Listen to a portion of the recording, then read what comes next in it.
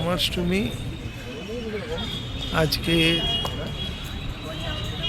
এই মুহূর্তে দীঘার জগন্নাথ মন্দিরে উপস্থিত হয়েছি।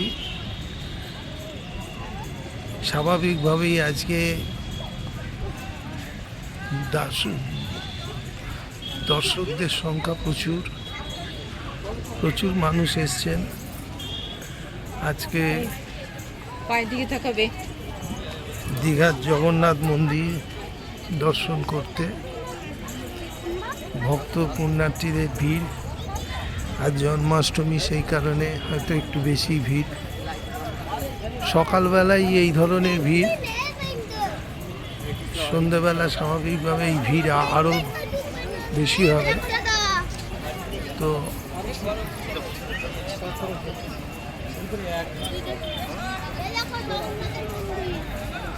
অপূর্ব সুন্দর মন্দির, না এলে না দেখলে বোঝা মুশকিল।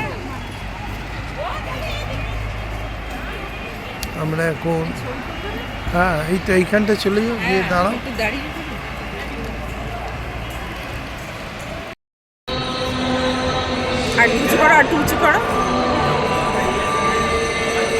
আরেকটু উঁচু করলে তুমি আরো ঢাকা পড়ে না।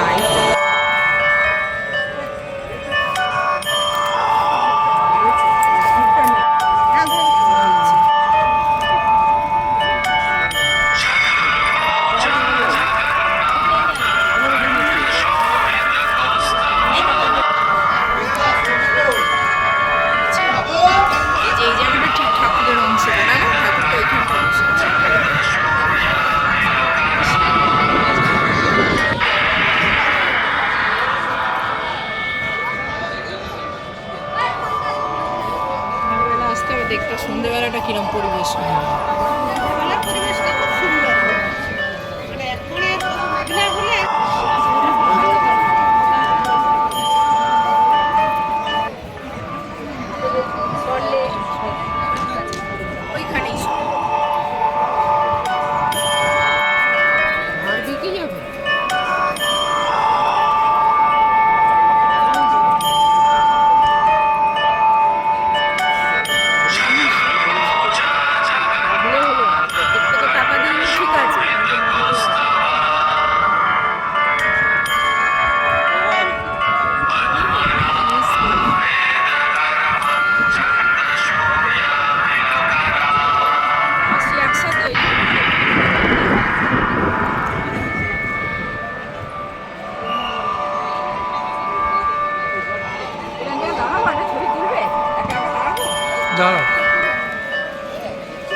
একটা জিনিস কিন্তু মন্দিরে এসে যেটা লক্ষ্য করলাম, সেটা হচ্ছে যে গর্ভ গিয়ে যারা ছবি তুলতে যাচ্ছে তাদেরকে বাধা দেওয়া হচ্ছে, বলা হচ্ছে যে ছবি তুলবেন না, ছবি তোলা নিষেধ। অথচ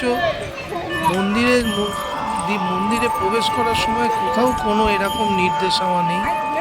এই নির্দেশটা দিয়ে রাখা ভালো। গিয়ে কেন জগন্নাথ দেবের ছবি তোলার অনুমতি দেওয়া হচ্ছে না, এই বিষয়টা কিন্তু অবাক করল। অথচ ক্যামেরা, মোবাইল নিয়ে ঢোকায় নিষেধ নেই। যেমন দক্ষিণেশ্বরে মোবাইল অ্যালাউ করা হয় না, বাইরে মোবাইল রেখে যেতে হয়। কালীঘাটে, তারাপীঠেও মোবাইল অ্যালাউ করা হয় না। ঠিক আছে, এখানে নাই করতে পারে, সেটা তো মূল গেটের সামনে নির্দেশনামায় সেটা বলে দিলে তাহলে দর্শনার্থী যারা আসছেন তাদের বুঝতে সুবিধা হয়, তারা সেইভাবে মানসিক প্রস্তুতি নিতে পারে। মানে দেখা যাচ্ছে এটা একটা ল্যাকিং। এবং পুজো দেওয়ার ক্ষেত্রেও কিন্তু যথেষ্ট জটিলতা আছে। যারা পুজো দিচ্ছেন তাদের একটা লাইন, আর যারা শুধু দর্শন করছেন তাদেরকে হুড়হুড় করে ভেতরে ঢুকিয়ে দেওয়া হচ্ছে। ফলে পুজোর লাইনটা ভীষণভাবে ডিলে হচ্ছে, ভীষণভাবে দেরি হচ্ছে। এগুলো বলা এই কারণে, ওই একটু যে কোনো অকেশানে যখন ভিড়টা বেড়ে যায় তখন কিন্তু দর্শনার্থীদের একটু দুর্ভোগ হয়। এছাড়া এই মন্দির যে স্থাপত্য ভাস্কর্য তার তুলনা মেলাভার। মমতা ব্যানার্জির চিন্তা প্রসূত, মস্তিষ্ক প্রসূত এই জগন্নাথ মন্দির যা বিশ্বের কাছে পশ্চিমবাংলার মাথাকে কতটা উঁচু করেছে তা ভাষায় প্রকাশ করা সম্ভব নয়। আমরা এই নিয়ে পরপর 3 বার এই জগন্নাথ মন্দিরে এলাম এবং যত দিন যাচ্ছে আমাদের অনুমান এই জগন্নাথ মন্দিরের কিন্তু জনপ্রিয়তা বাড়ছে, মানুষের ঢল বাড়ছে, প্রচুর মানুষ আসছেন, প্রচুর মানুষ এই মন্দির দেখতে, জগন্নাথ বলরাম সুভদ্রাকে দর্শন করতে। আজকে জন্মাষ্টমী, এই জন্মাষ্টমীর দিনে মানুষের স্বাভাবিকভাবেই মানুষের স্রোত অনেক বেশি এবং এখানে কিছু অনুষ্ঠানও আছে হয়তো, কিন্তু অদ্ভুতভাবে সেই অনুষ্ঠানগুলো ছবিও তুলতে দেওয়া হচ্ছে না। এটা বড় বিরক্তিকর ব্যাপার। প্রেস রিপোর্টার পরিচয় দেওয়ার পরেও সেই ছবি তুলতে দেওয়া হলো না। আমরা এগুলো তুলে ধরতে চাই মানুষের কাছে, বারবার করে তুলে ধরতে, যারা এখনও জগন্নাথ দর্শন করেননি, দীঘার জগন্নাথ মন্দির দর্শন করেননি, তারা যাতে দীঘায় আসেন জগন্নাথ মন্দির দর্শন করতে। এবং কি অসাধারণ একটা শিল্প, অসাধারণ একটা ভাস্কর্য এখানে মাননীয় মুখ্যমন্ত্রী উপহার দিয়েছেন, সেটা মানুষকে জানাবার জন্য, মানুষকে দেখানোর জন্যই কিন্তু আমরা আরও বেশি করে উৎসাহী, আমরা তুলে ধরতে চাই।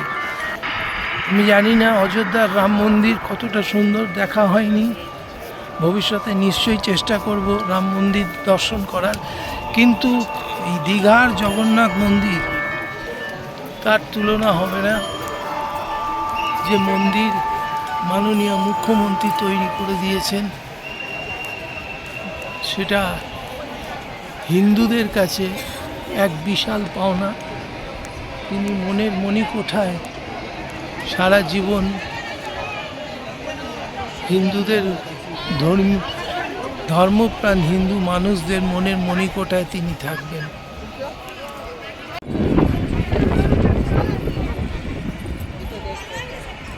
দীঘার জগন্নাথ মন্দির দর্শনটা আমাদের কাছে একটা বাড়তি পাওনা হয়ে গেল, কারণ দীঘায় এর আগে আমরা যতবার এসেছি তখন এই মানে প্রায় ধরুন 80-র দশক থেকে দীঘাতে বহুবার এসেছি এবং সেই 80-র দশক থেকে এই দীঘায় আসা তো সেই সময় দীঘার একটাই আকর্ষণ ছিল, সেটা হচ্ছে সমুদ্র।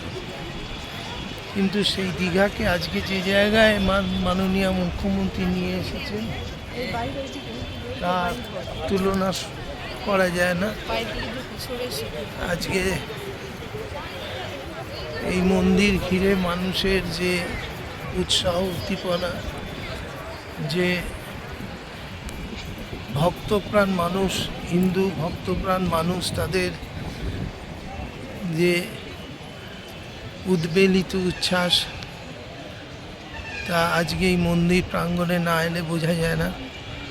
আমরা বারবার বলছি, আবারও বলছি, যারা এখনও এই মন্দির দর্শনে আসেননি, আসার সুযোগ হয়নি, তারা সময় করে সুযোগ করে নিয়ে আসুন, দেখুন যে পশ্চিমবাংলার বুকে কি সাংঘাতিক একটা ভাস্কর্য মাননীয় মুখ্যমন্ত্রী তৈরি করে দিয়েছেন, যা পশ্চিমবাংলার প্রতিটি মানুষের কাছে গর্বের বিষয়, বিশেষ করে বাঙালিদের কাছে।